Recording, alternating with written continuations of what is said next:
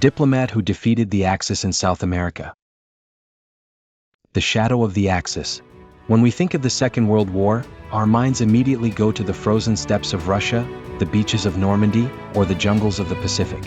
We picture soldiers, tanks, and the clash of empires. But the war was not only fought with bullets.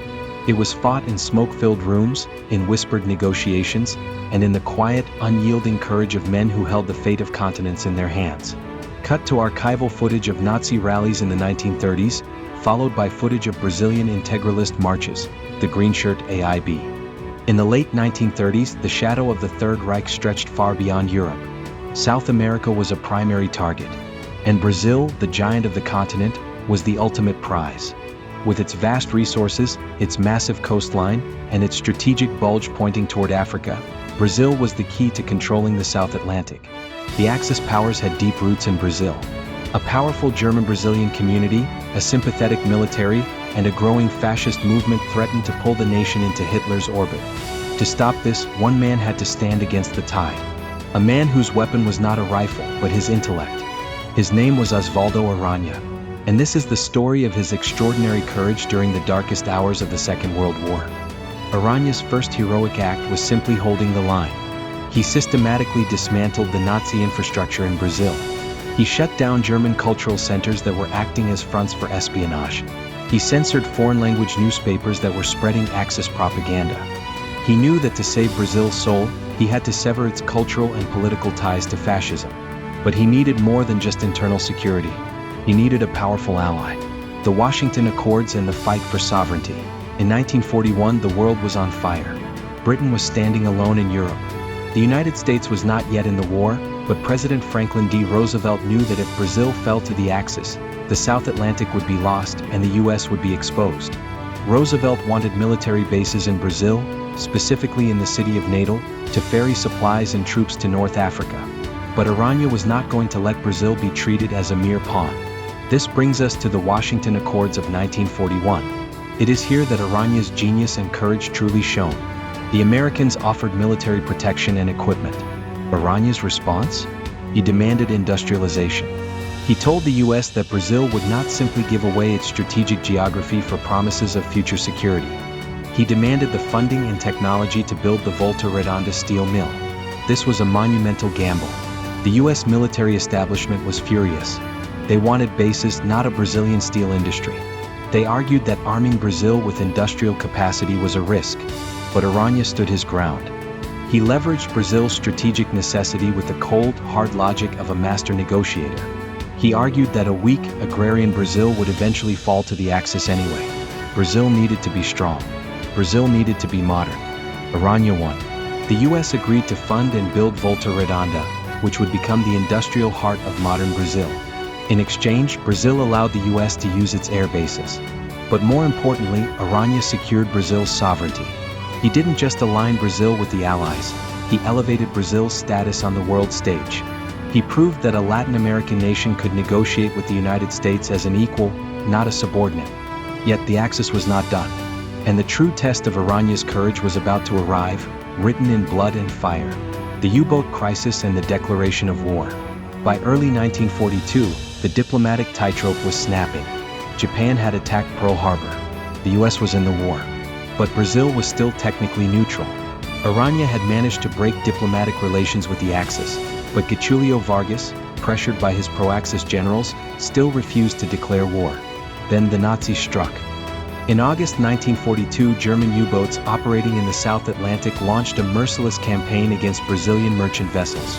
In a matter of days, U-507 sank 6 Brazilian ships. The Baipendi, the Araraquara, the Enibol Benevolo. Over 600 Brazilian civilians, including women and children, were killed in the cold waters of the Atlantic. The Brazilian public was outraged. Massive protests erupted in the streets of Rio de Janeiro. The people demanded war. But inside the presidential palace, the pro-Axis military faction saw an opportunity. They urged Vargas to ignore the sinkings, to avoid provoking Hitler, and to maintain the fragile peace. This was Aranha's finest and most dangerous hour. To push for war meant risking a military coup. The generals who admired Germany were threatening to overthrow the government if Brazil joined the Allies. Aranha's physical safety was at risk. He was branded a traitor by the fascist sympathizers in his own country. But Aranha did not flinch. He walked into the presidential palace and delivered an ultimatum to Getulio Vargas. He argued that if Brazil did not stand with the democracies against the barbarism of the U-boat campaigns, the nation would lose its honor, its soul, and eventually, its independence. Aranha's courage broke the deadlock. Convinced by his foreign minister, and facing the undeniable fury of the Brazilian streets, Vargas finally yielded. On August 31, 1942, Brazil declared war on Germany and Italy. Aranha had done the impossible. He had outmaneuvered the Axis sympathizers in the military, he had unified a fractured nation, and he had officially brought the largest country in South America into the Allied fold.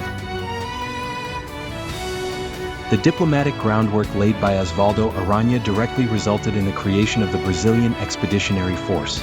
The FEB, 25,000 Brazilian soldiers were sent to fight in the Italian campaign. They fought bravely, capturing thousands of Axis prisoners and proving that Latin Americans would bleed for the cause of freedom. When the FEB soldiers arrived in Italy, they were given a cynical prediction by the locals. It's more likely that a snake will smoke a pipe than the Brazilian Expeditionary Force will go to war. When they fought and won, they adopted the smoking snake as their emblem.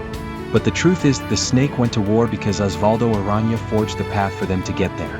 Aranha's courage did not end with the surrender of the Axis.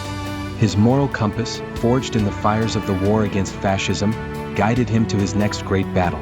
In 1947, as the President of the United Nations General Assembly, it was Aranha who forcefully pushed for the partition of Palestine and the creation of the State of Israel, standing firm against immense geopolitical pressure, recognizing the moral imperative to provide a homeland for the survivors of the Holocaust.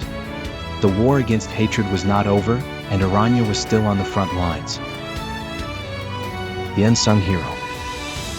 History often remembers the generals who commanded the armies and the politicians who gave the grand speeches. But the course of the Second World War was also shaped by men like Osvaldo Aranha. He fought in the shadows of diplomatic corridors, armed only with his conviction. He stared down the military might of the Third Reich, outsmarted the geopolitical maneuvers of the great powers, and protected the sovereignty of his nation.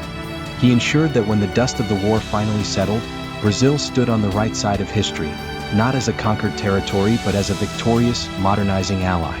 Osvaldo Aranha's heroism was not measured in enemy casualties, but in a nation saved from the grip of totalitarianism. He was the diplomat who defeated the Axis in South America, and his legacy remains etched into the very foundation of modern Brazil. If you enjoyed this deep dive into the untold stories of the Second World War, make sure to hit that like button, subscribe to the channel, and ring the bell so you never miss a new documentary. Let us know in the comments which historical figure we should cover next. Thanks for watching, and we'll see you in the next one.